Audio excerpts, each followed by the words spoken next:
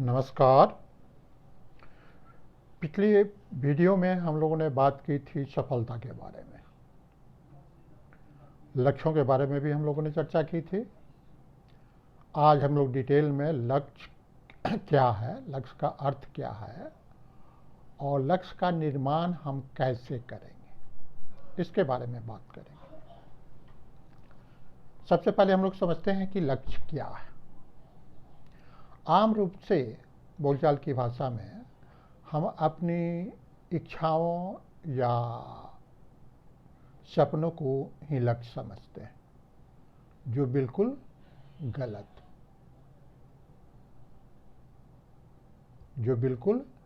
है। सामान्य इच्छाएं या सपने जो हमारे हैं वो एक कोरी चाहते होती हैं, मात्र चाहत भर होती है, वो हमारा लक्ष्य नहीं होता है। लेकिन यही इच्छाएं, यही चाहते, यही सपने हमारे लक्ष्य बन सकते हैं यदि इनके पीछे 5 डी, अंग्रेजी का शब्द डीज, 5 डीज का उपयोग हम करें। अब डी क्या है? अंग्रेजी का एक लेटर है, ये आप जानते हैं। और इन डी शब्द से ही 5 अंग्रेजी के शब्द बने हैं, जिनका हिंदी अर्थ क्या है मैं आपको बीच बीच में बताते चलूँगा। अगर हमारे चाहतों के पीछे, हमारी इच्छाओं के पीछे, हमारे सपनों के पीछे एक डायरेक्शन है, डायरेक्शन मतलब हिंदी में क्या हुआ? दिशा, तो वो हमारा लक्ष्य बन जाएगा, क्योंकि हम उसी दिशा में लगातार काम करेंगे। तो चाहतों के लक्ष्य बनने के लिए हमको चाहतों की दिशा में काम करना होगा, तब वो हमारे लक्ष्य बन जाएंगे। दूसरा क्या हो? दूसरा डी क्या होगा? डिटर्मिनेशन। डिटर्मिनेशन का क्या मतलब है? दृढ़ निश्चयी होना, दृढ़ निश्चय होना।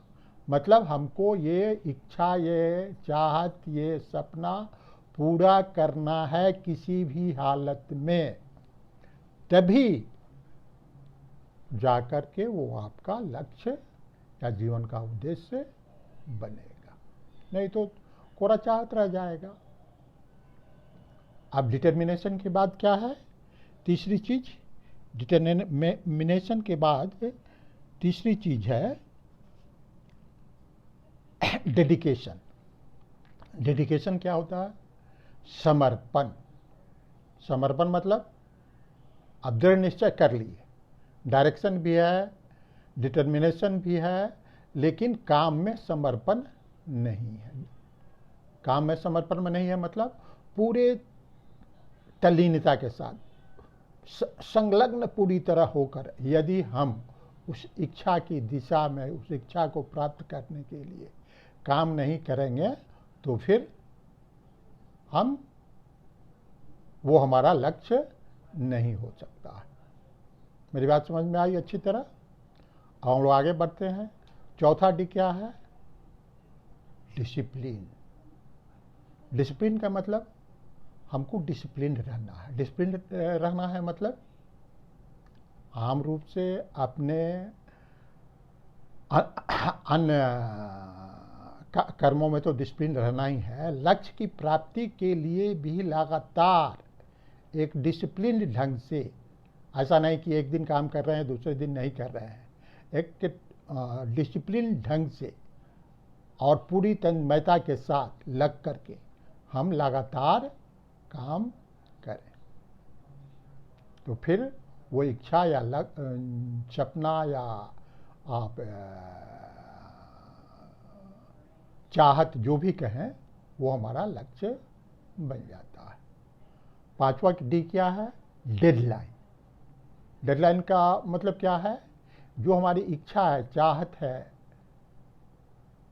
सपना है, वो एक निश्चित समय सीमा में पूरा करने की भी लालसा होनी चाहिए और करना चाहिए, तभी वो हमारा लक्ष्य बनेगा। क्लियर हो गया कि किसी भी इच्छा के या चाहत के या दैट सपना के लक्ष्य बनने के लिए हमको उसी के डायरेक्शन में चलना होगा, उसके लिए दृढ़ निश्चयी बनना पड़ेगा, उसके लिए हमको समर्पित भाव से काम करना पड़ेगा, हमको डिसिप्लिन ढंग से काम करना पड़ेगा, मतलब अनुशासित ढंग से आत्मानुशासित रहना पड़ेगा। निश्चित रूप से उस काम को हम समय पर समयबद्ध तरीके से करेंगे और एक डेडलाइन होना होगा। उदाहरण के लिए एक छोटी चाहत की मैं बात करता हूँ। हम अपनी पढ़ाई में अव्वल दर्जे में आना चाहते हैं, तो सबसे पहले क्या करेंगे? जो पढ़ाई के लिए आवश्यक किताबें हैं वो पढ़ेंगे, दृढ़ निश्चयी होंगे, सोच लेंगे कि हमको 100% मार्क्स हमारे सारे सब्जेक्ट में, क्योंकि मार्क्स ही हमारे पढ़ाई का पैमाना है। तो जो मार्क्स आता है, जो अंक आता है, जो हमको नंबर आता है, वो एक पैमाना है। तो हमको 100% मार्क्स आना है, 100% मार्क्स आना है, तो उसके लिए हम दृढ़ निश्चय होकर के काम करेंगे, डिटर्मिनेशन होगा एक। उसके बाद क्या होगा? हमको डेडिकेशन होना पड़ेगा। डेडिकेटिव मतलब संलग्न होकर पढ़ाई कर रहे हैं तो पढ़ाई कर रहे हैं, ऐसा नहीं कि पढ़ाई कर रहे हैं और सोच रहे हैं दूसरे किसी चीज़ के बारे में। ठीक है, टीवी के बारे में सोच रहे हैं, खाने पीने के बारे में सोच रहे हैं, खेलने कूदने के बारे में सोच रहे हैं। तो ऐसा करने से हम अपने वो हमारा लक्ष्य नहीं हो सकता। चौथा, डिसिप्लिन होकर के एक निश्चित टाइम फ्रेम अप बनाएंगे कि हम इस टाइम में पढ़ेंगे, इस टाइम में खाना खाएंगे, इस टाइम में सोएंगे, और इस तरह हम रोज़ 10 घंटे, 5 घंटे, 6 घंटे, 2 घंटे, 15 घंटे, 16 घंटे अध्ययन करेंगे। और लास्टली हम कब तक ये करेंगे? आम रूप से एक क्लास पास करने में 1 साल लगता है, तो ये अवधि 1 साल की होती है। तो ये जब 5 चीज़ें किसी भी इच्छा के पीछे होती है, या सपना के पीछे होती है, या चाहत के पीछे होती है, तो ये हमारा लक्ष्य बन जाता है। अब हम लोग बात करते हैं लक्ष्य के महत्व के बारे में। लक्ष्य का महत्व क्या है?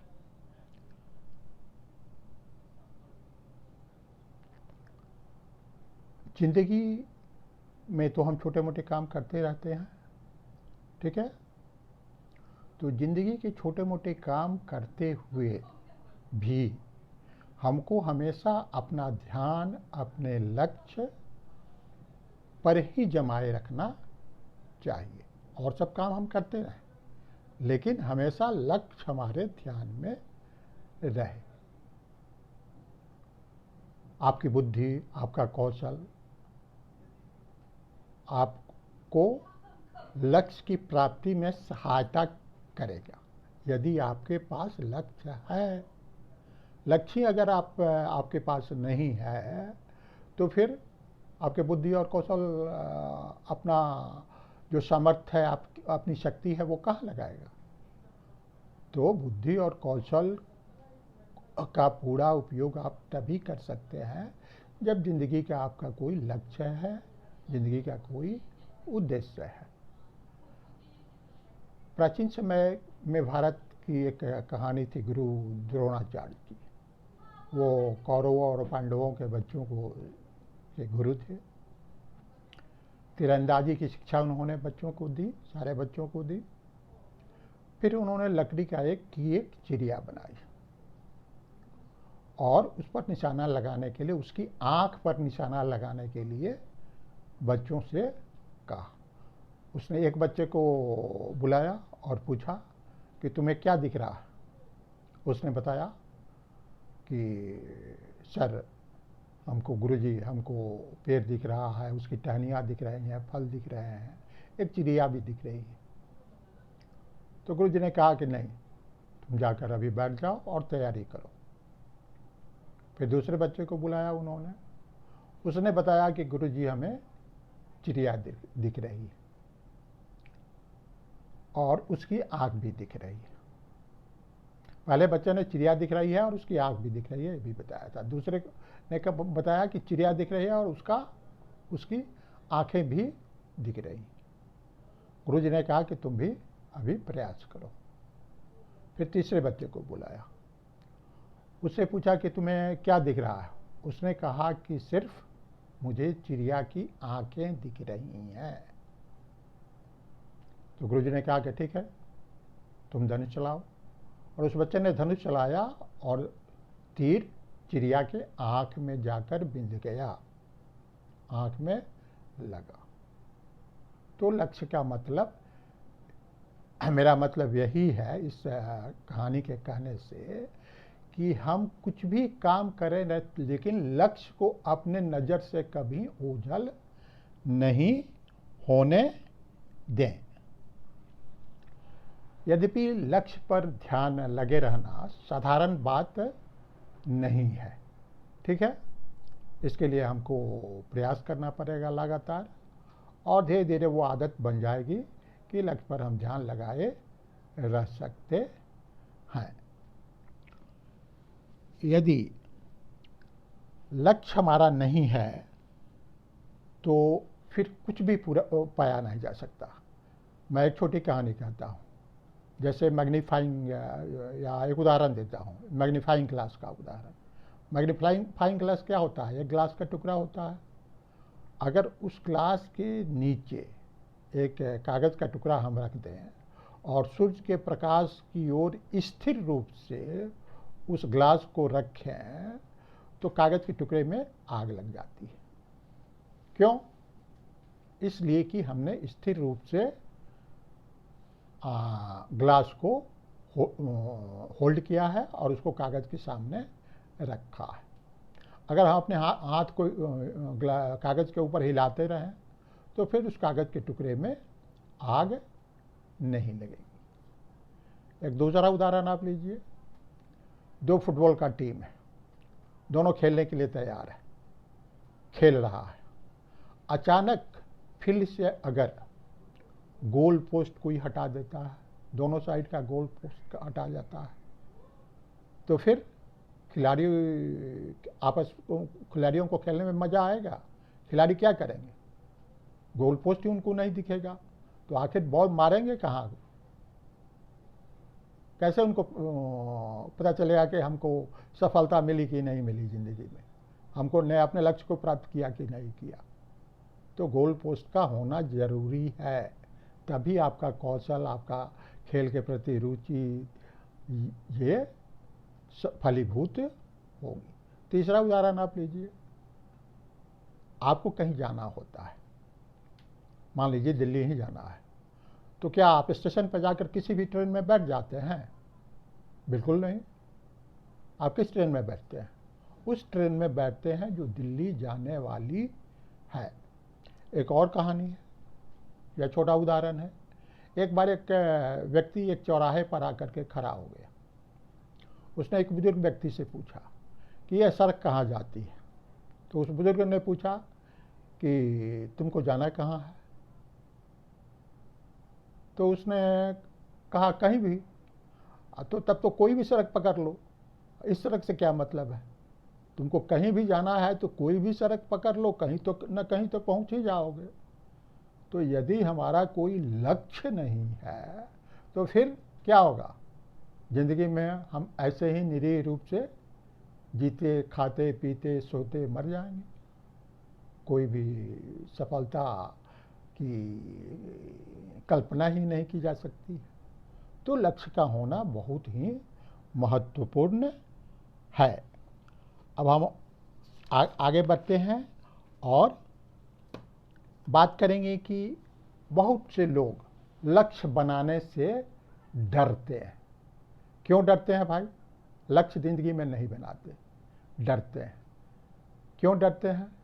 उन डरने का कई कारण होता है। पहला कारण तो ये है कि बहुत से लोग निराशावादी होते हैं। निराशावादी को अंग्रेजी में कहते हैं पेसिमिस्टिक। मतलब क्या लक्ष्य, वो सोचते हैं ऐसे कि नहीं, लक्ष्य बनाने से क्या होगा, कुछ होने जाने वाला नहीं है, तो फिर लक्ष्य बनाने की क्या ज़रूरत है। वो सोच ही नहीं सकते हैं कि हम सफल हो भी सकते हैं। तो निराशावादी लोग कभी भी लक्ष्य नहीं बनाते हैं। दूसरी चीज़ है असफलता का डर। बहुत से लोगों को ये डर रहता है कि लक्ष्य बना लिए और सफल नहीं हुए तो फिर लोग क्या कहेंगे, असफल हो गए। तो अच्छा है कि न लक्ष्य बनाएंगे ना असफल होंगे, तो बढ़िया बात है, ना लक्ष्य बनाएंगे ना असफल होंगे। यही नहीं, कुछ लोगों को इसलिए लक्ष्य नहीं बनाते हैं कि उनको सफलता का डर होता है, फियर ऑफ सक्सेस, सफल होने का डर रहता है। अब आप कहिएगा कि आप क्या बात कर रहे हैं, सफल होने से कौन डरता है? नहीं, लोग डरते हैं। कैसे डरते हैं भाई? उनको यह डर रहता है कि आज तक तो हम कोई लक्ष्य नहीं बना रहे थे, अभी हम लक्ष्य बना लिए, अगर कहीं सफल हो गए तो हमको कितना पछतावा होगा कि इतने दिन तक मैं क्या कर रहा था, क्यों नहीं लक्ष्य बना कर उस पर काम कर रहा था, इस तरह डेडिकेटेड होकर, डिटरमाइंड होकर के, डिसिप्लिन्ड वे में, एक डेडलाइन के अंतर्गत और एक डायरेक्शन में। तो सफल होने के डर के चलते भी बहुत लोग लक्ष्य नहीं बनाते हैं। नेक्स्ट कारण होता है महत्वाकांक्षा की कमी। बहुत लोगों में एम्बिशन नहीं होता है, महत्वाकांक्षा नहीं होती है।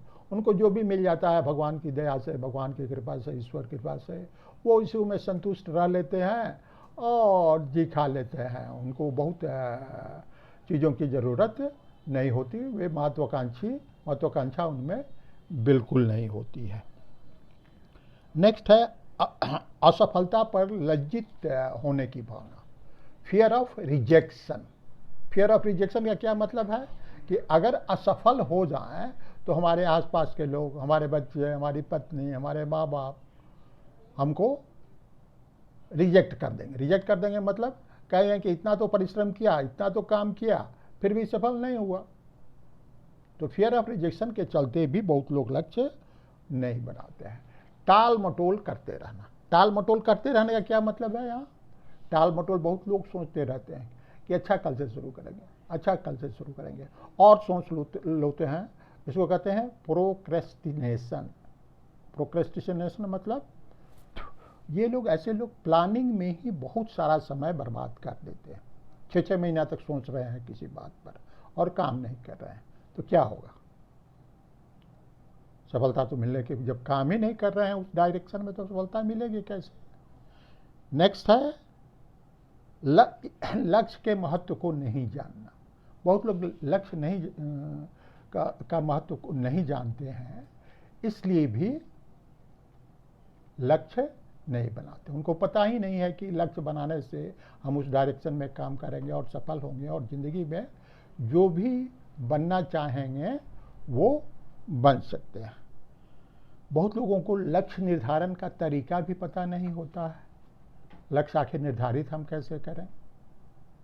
ठीक है, तो लक्ष्य निर्धारण का तरीका नहीं पता होने के कारण भी बहुत लोग अपना लक्ष्य नहीं बनाते हैं। ठीक है, अब लक्ष्य बनाने का तरीका क्या है, निर्धारण का तरीका क्या है? यदि हम कहते हैं सामान्य रूप से कि ज़िंदगी में हमको ये चाहिए, हमको सुखी ज़िंदगी जीना है, हमको अच्छी तरह रहना है, और यहीं रुक जाते हैं, तो ये आपका लक्ष्य नहीं है। ठीक है, ये लक्ष्य नहीं हो सकता है। ये कोरे आपके सपने होंगे, कोरी इच्छाएं होंगी। लक्ष्य होने के लिए जो आपकी चाहते हैं, इच्छाएं हैं, उनका स्मार्ट होना। अंग्रेजी का एक शब्द है स्मार्ट। अंग्रेजी का एक शब्द है स्मार्ट, SMART। अब ये जो सारे शब्द हैं SMART, इसके लिए अलग अलग शब्द मैं बताऊंगा और उसका अर्थ बताऊंगा और उसको एक्सप्लेन करते हुए आपको बताऊंगा कि स्मार्ट का क्या मतलब है। अगर इन्हीं कोरी चाहतों, इच्छाओं, सपनों के पीछे अगर स्मार्ट हो तो वो आपका लक्ष्य बन जाता है। जैसे सबसे पहला जो एस है, एस का मतलब है स्पेसिफिक। स्पेसिफिक मतलब लक्ष्य आपका स्पष्ट होना चाहिए, आपके दिमाग में ये स्पष्ट होना चाहिए कि हमको करना क्या है। अब मान लीजिए आप पढ़ाई कर रहे हैं या आप धनी कमाना चाहते हैं, तो आपने ये डिसाइड किया कि हमको धन कमाना है, तो फिर ये डिसाइड किए कितना धन कमाना है, 500 crore, 5 crore, 500 crore, 100 crore, 50 lakh, 1 lakh, like that. Specific होना चाहिए, फिर आगे बात बढ़ेगी। तो एस से क्या होगा, लक्ष्य आपका स्पेसिफिक होना चाहिए। मान लीजिए आपको गाड़ी खरीदनी है, तो स्पष्ट होना चाहिए कि हमको इस साल, इस महीने में, इस समय तक गाड़ी खरीदनी है। तो स्पष्ट रूप से आपके पास वो होना चाहिए। पहला एस हो गया। उसके बाद आता है एम। एम का मतलब क्या है, मेजरेबल। मेजरेबल का मतलब मेजरेबल मतलब नापने योग्य, जिसको आप नाप सकते हैं। लक्ष्य कितना हम प्राप्त किए, कितना नहीं प्राप्त किए, कैसे पता चलेगा? जब तक कोई मापने वाली इकाई नहीं होगी आपके पास कि कितना हम लक्ष्य की दिशा में आगे बढ़े।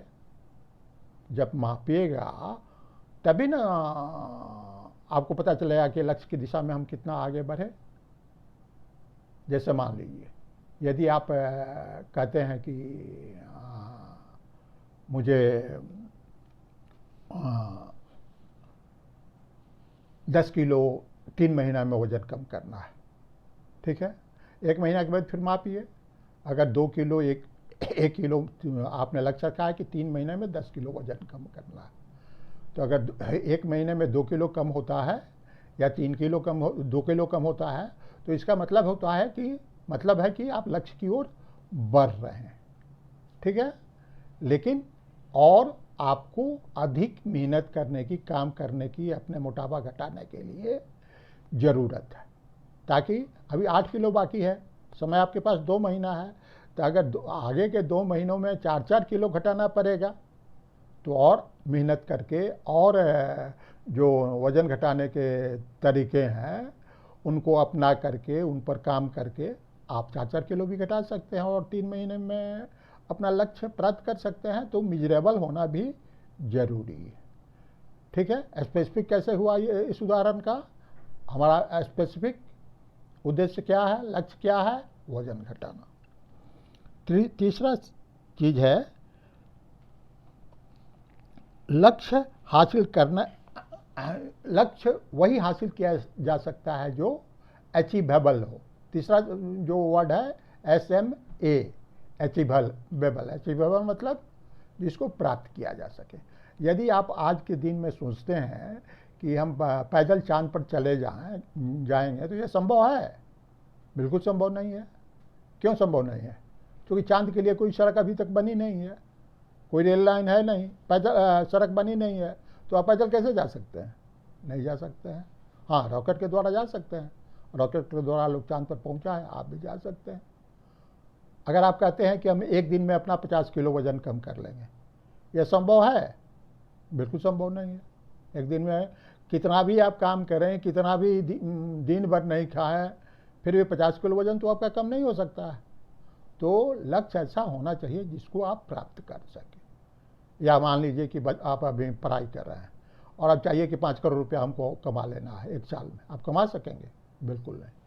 कमाने के लिए आपको पहले पढ़ाई लिखाई करनी पड़ेगी, फिर कोई अच्छी सी नौकरी करनी पड़ेगी, व्यवसाय करना पड़ेगा, या कोई अन्य का ऐसा काम करना पड़ेगा, और फिर वो 5 करोड़ धीरे धीरे कमाना पड़ेगा, साल 2 साल 3 साल 5 साल में, ठीक है। या हो सकता है कि आप को बहुत अच्छी नौकरी मिले तो 1 साल में भी कमा लेंगे, 6 महीना में भी कमा लेंगे, कुछ महीने में ही कमा लेंगे, लेकिन वो अचीवेबल होना चाहिए। तीसरा है लक्ष्य वास्तविक होना चाहिए। रियलिस्टिक होना चाहिए। रियलिस्टिक होना चाहिए मतलब ऐसा नहीं कि अनरियल हो, जैसे वो हो ही नहीं सकता, जैसे हम तारा तोड़ करके ला देंगे, तारा में से टुकड़ा कर आप कर तो नहीं सकते हैं, तो तारे तोड़कर कैसे ला सकते हैं? तो आपका लक्ष्य रियलिस्टिक होना चाहिए।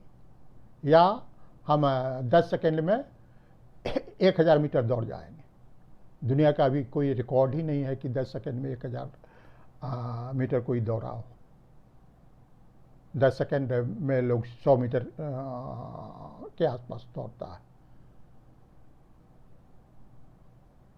तो लक्ष्य को हमेशा रियलिस्टिक होना जरूरी है, और लक्ष्य का एक डेडलाइन होना चाहिए, स्मार्ट टाइम टेबल होना चाहिए। लास्ट शब्द है टी, तो एक टाइम टेबल होना चाहिए कि किस समय अवधि के अंतर्गत हमको लक्ष्य प्राप्त करना है। ठीक है, तो अगर चाहते आपकी स्मार्ट है, इच्छाएं स्मार्ट है, आपके सपने स्मार्ट हैं, तो वो लक्ष्य बन सकते हैं। अब लक्ष्य की भी कई तरह की समय सीमा होती है। लक्ष्य की पहली समय सीमा होती है मतलब अल्पकालीन लक्ष्य, मतलब छोटा लक्ष्य, कम समय का लक्ष्य, शॉर्ट टर्म गोल जो जिसे कहते हैं, वो 1 साल के अंतर्गत जो बनाया जाता है। जैसे आपको खेती करना है, फूल उगाने हैं, तो ये आपका 1 साल का लक्ष्य होता है। एक क्लास में पास करना है तो 1 साल का लक्ष्य होता है। दूसरा होता है मध्यकालीन लक्ष्य, मतलब मीडियम टाइम गोल्स, वो क्या होता है 3 साल तक। उसके होता है लॉन्ग टर्म गोल, लंबी अवधि का गोल 5 साल तक। और 5 साल से अधिक के समय का जो गोल होता है वही जीवन का उद्देश्य हो जाता है। ठीक है, सिर्फ गोल प्राप्ति करने से ही, गोल मिलने से ही जीवन आपका सफल नहीं हो जाता है। जीवन का एक उद्देश्य भी होना चाहिए, और गोल तो बीच बीच में पूरे होते रहते हैं, तो फिर नए गोल बनाए जाते हैं और जीवन के उद्देश्य तक पहुंचा जाता है। जैसे मैंने आपको उदाहरण दिया था धन कमाने का। अगर बहुत सारा धन कमाना है और आप अभी विद्यार्थी हैं, तो पहले आप पढ़ाई का लक्ष्य पूरा करेंगे, पढ़ाई का लक्ष्य पूरा करने के बाद नौकरी पाने का लक्ष्य पूरा करेंगे, या बिजनेस शुरू करने का लक्ष्य शुरू करेंगे और उसको पूरा करेंगे। फिर जब वो शुरू हो जाएगा और कमाने लगेंगे आप, तो एक निश्चित अवधि में जितना आपका एस्टिमेशन है कमाने का उतना कमाएंगे। तो ये लक्ष्य के बाद नए नए नित्य लक्ष्य घटते रहना पड़ता है, और फिर उसको पूरा करने के लिए प्रयास करते रहना पड़ता है, तभी जीवन सफल होता है। अगर इस डायरेक्शन में आप नहीं चलेंगे तो फिर आपकी ज़िंदगी सफल नहीं होगी। इसलिए जीवन में एक उद्देश्य का होना बहुत जरूरी है। बिना उद्देश्य के लक्ष्यों की प्राप्ति बौनी लगने लगती है। इसलिए और लक्ष्य हमेशा छोटे छोटे हिस्सों में बांट कर पूरा करना चाहिए, क्योंकि ज़िंदगी में लंबी छलांग लगाना भले ही महत्वपूर्ण, भले ही कठिन लगे, लेकिन एक एक पग करके अगर आप आगे बढ़ेंगे तो आप अपने लक्ष्य तक आसानी से पहुंच जाएंगे। अब जो भी लक्ष्य आप बनाएं उनको बैलेंस होना चाहिए, मतलब संतुलित होना चाहिए। संतुलित ऐसा लक्ष्य आप कभी नहीं बनाएं जिससे ज़िंदगी में आपको खुशी नहीं मिले, आपका जीवन अच्छा नहीं हो। इसके लिए 6 कसौटियां हैं जिस पर कस करके आप समझ सकते हैं कि आपका लक्ष्य सही है कि नहीं। सबसे पहली कसौटी है आपका फैमिली लाइफ। फैमिली लाइफ मतलब अगर आपके काम से, आपके लक्ष्य से आपकी पारिवारिक ज़िंदगी सही रूप से चल रही है, परिवार खुश है, तो वो काम आपका सही है। अगर परिवार खुश नहीं है तो वो काम, वो लक्ष्य आपका सही नहीं है। दूसरा है इकोनॉमिक लाइफ, या इसको वर्क लाइफ भी कहते हैं। इकोनॉमिक लाइफ या वर्क लाइफ का मतलब है कि आर्थिक रूप से कितने पैसे आप घर चलाने के लिए, अपनी ज़रूरतों के लिए अच्छे ढंग से पूरा पैसा कमा पा रहे हैं या नहीं। लक्ष्य आपका उस डायरेक्शन में भी होना चाहिए। तीसरा चीज़ है सोशल लाइफ। सोशल लाइफ क्या है? आप अपनी सामाजिक, अपनी पारिवारिक ज़रूरत पूरा करते हुए, काम की ज़रूरत को पूरा करते हुए, समाज की ज़रूरत को पूरा करने लायक भी लक्ष्य बना रहे हैं कि नहीं। ठीक है।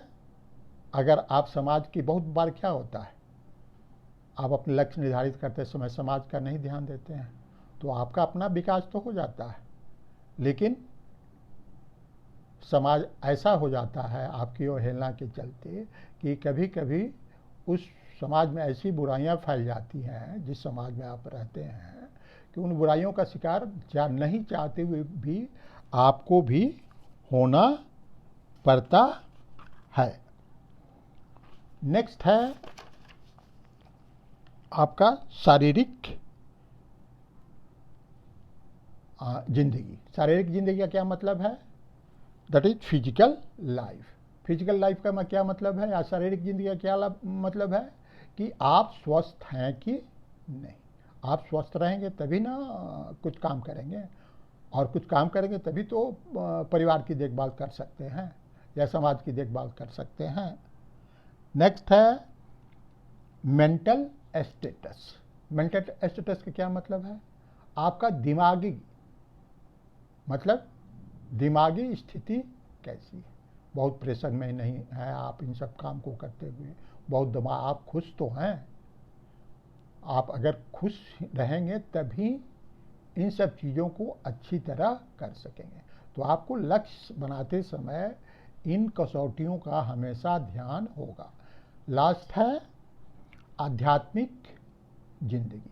आध्यात्मिक जिंदगी मतलब नेचर के प्रति, दुनिया भगवान के प्रति, या जिसके जो भगवान हो उसके प्रति एक विश्वास का होना भी जरूरी है। कभी कभी ऐसी स्थितियाँ होती है कि बहुत सी समस्याएं होती है जिसका समाधान हमको बिल्कुल दिखाई नहीं पड़ता।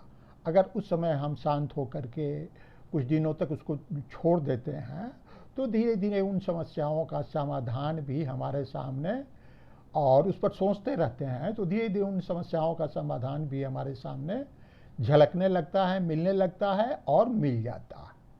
तो आध्यात्मिक लाइफ पर भी, आध्यात्मिक जिंदगी पर भी हमको लक्ष्य बनाते समय ध्यान देना चाहिए। कहने का मतलब है इन छह जो पिलर हैं या खंभे हैं, इस पर हमारे जिंदगी का लक्ष्य स्थिर करना चाहिए। अन्यथा ये जिंदगी का इमारत या तो टूटता फूटा रह जाएगा, या इम्बैलेंस ज़्यादा होगा तो ढह जाएगा। तो ये नहीं होना चाहिए।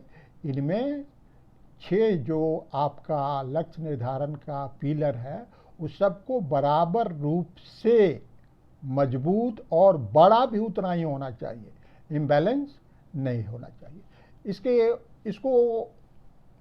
इसको ये करने के लिए हम आपको एक उदाहरण भी देंगे। एक बार अमेरिका में दुनिया के 8 बड़े बड़े व्यवसायी इकट्ठे हुए। उन सब की आमदनी अमेरिका की पूरी जो संपत्ति थी उस समय की, ये बात 1923 की है। 1923 मतलब आज से लगभग 101 साल पहले उनकी 8 व्यक्तियों की जो पूरी संपत्ति थी, वो अमेरिका की संपत्ति, जो दुनिया का सबसे धनी देश है, से भी अधिक थी। फिर 25 साल के बाद वे लोग आपस में मिले। और परिणाम क्या हुआ? 25 साल के बाद इन 8 व्यक्तियों का, उनमें से एक व्यक्ति अपने व्यवसायिक जीवन के अंतिम सालों में कर्ज लेकर किसी तरह कुछ दिनों तक व्यवसाय चलाया और बाद में दिवालिया हो गया। दूसरा व्यक्ति वो जेल चला गया। तीसरा व्यक्ति उसने गलत काम किया था अपने व्यवसाय में और जेल चला गया। तीसरा व्यक्ति भी जेल चला गया और अपनी जिंदगी के अंतिम दिन उसको जेल से, चूंकि उसकी सज़ा माफ़ नहीं हुई थी या सज़ा कम नहीं हुई थी या सज़ा उसने पूरी नहीं की थी, एक दिन के लिए उसको छोड़ा गया कि आप एक दिन अपने घर में बिता लें। चौथा व्यक्ति पागल हो गया। पांचवा व्यक्ति भी दिवालिया हो गया। छठा, सातवां और आठवां व्यक्ति, इन तीनों ने आत्महत्या कर ली। अब ये कहानी, चूंकि ये 8 व्यक्ति थे तो दुनिया के सबसे धनी आदमी थे, इन्हों ये जानते थे कि धन कैसे कमाया जाता है, उनको जोड़ा कैसे जाता है और उससे और अधिक धन कैसे कमाया जाता है, लेकिन उन्होंने जिंदगी जीने की पढ़ाई नहीं की थी, इसीलिए वे जिंदगी में असफल हुए। इसीलिए जिंदगी में 2 तरह की शिक्षा की ज़रूरत होती है। एक हमारे जीविका के लिए जो शिक्षा जरूरी हो, हमारे धन कमाने के लिए शिक्षा जरूरी हो, और दूसरी जो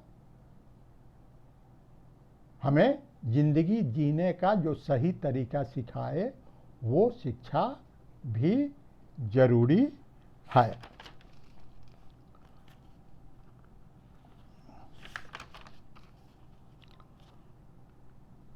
अब इन 8 लोगों की कहानी हम जब सुनते हैं तो हमको क्या समझ में आता है?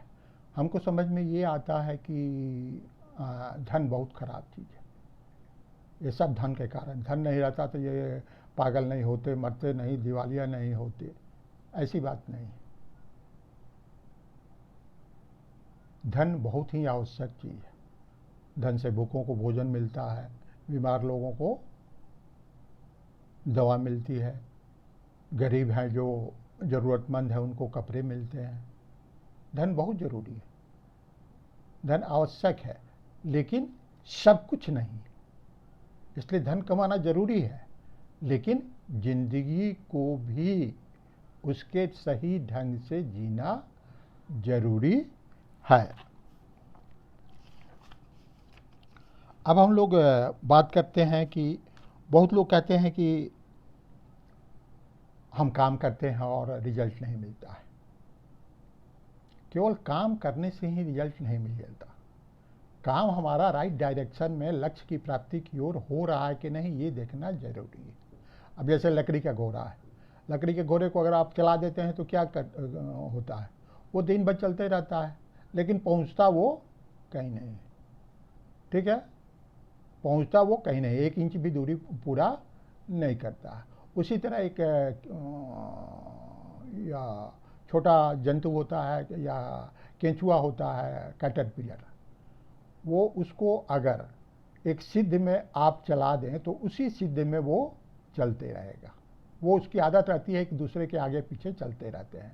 अगर एक हम बर्तन रख देते हैं, थाली रख दें और उस थाली के चारों ओर केंचुओं को इस तरह सजा दें कि सबसे पहले सबसे लास्ट वाला केंचुआ और सबसे पहला केंचुआ दोनों का आगे पीछे जुड़ा हुआ हो, तो फिर वो इसी सिद्ध में चलते रहेंगे जब तक वो जीवित रहेंगे, दूसरे डायरेक्शन में नहीं चलेंगे। एक वैज्ञानिक ने यह प्रयोग भी करके देखा। उसने 7-8 केंचुओं को लिया और उनको गोल रूप से चारों ओर से सजा दिया। फिर केंचुए चलने लगे और थाली में उसने उनके खाने की चीज़ें रख दी। वो केंचुए 7-8 दिन तक इसी तरह थाली के चारों ओर घूमते रहे, लेकिन थाली में उन्होंने प्रवेश नहीं किया, जबकि खाने की चीज़ें उसमें रखी हुई थी। और 7-8 दिन वो चलते चलते मर गए। तो सिर्फ मेहनत करने से ही हमको हमारे लक्ष्य की प्राप्ति नहीं होती। हमको ये भी हमेशा ध्यान रखना पड़ेगा कि हम कहाँ पहुँच रहे हैं, लक्ष्य के डायरेक्शन में पहुँच रहे हैं कि नहीं। अगर नहीं पहुँच रहे हैं तो हमको अपने मेहनत करने के ढंग तरीके को बदलना होगा। और लक्ष्य कभी निरर्थक भी नहीं होने चाहिए। इसके लिए हम एक जो स्ट्रीट डॉग है उसका उदाहरण, या एक डॉग का उदाहरण मैं देता हूँ। एक किसान का एक कुत्ता था, वो सड़क किनारे बैठा रहता था और आने जाने वाले कारों के पीछे दौड़ता रहता था। कार तो उसे पकड़े नहीं जाते थे, फिर वो आकर अपनी जगह पर बैठ जाता था। फिर दूसरी कार आती थी, उसके पीछे वो तेज़ी से दौड़ता था, फिर कार निकल जाती थी, फिर आकर बैठ जाता था। एक दिन एक दूसरे किसान ने पूछा कि ये जो तुम्हारा कुत्ता है और गाड़ियों के पीछे दौड़ता है, ये क्या इसको चाहिए, क्यों ये ऐसा करता है? तो किसान ने कहा कि यही तो बात है, यही बात मैं भी सोचता हूँ कि आखिर गाड़ियों को ये पकड़ लेगा तो क्या करेगा। मतलब कुत्ते को भी पता नहीं है कि वो गाड़ी को पकड़ेगा तो जो गाड़ी के भीतर है उसको काटेगा या गाड़ी को काटेगा या खाना मांगेगा, उसको पता ही नहीं है। तो लक्ष्य को कभी भी बिना मतलब का, मतलब मीनिंगलेस नहीं होना चाहिए। लक्ष्य का एक मीनिंग होना चाहिए। कहने का मतलब, अगर एक व्यक्ति है और कहता है कि मैं गड्ढा खोदूंगा और इसको फिर भर दूंगा, गड्ढा खोदूंगा और भर दूंगा, इस लक्ष्य का कोई मतलब है? बिल्कुल नहीं। तो लक्ष्य का उद्देश्यहीन भी नहीं होना चाहिए। मुझे उम्मीद है कि लक्ष्य के बारे में बहुत सारी बातें आपको सब बताई गई, वो समझ में आई होगी। नमस्कार। आप वीडियो ज़रूर देखेंगे और इसको सब्सक्राइब करेंगे, शेयर करेंगे। धन्यवाद।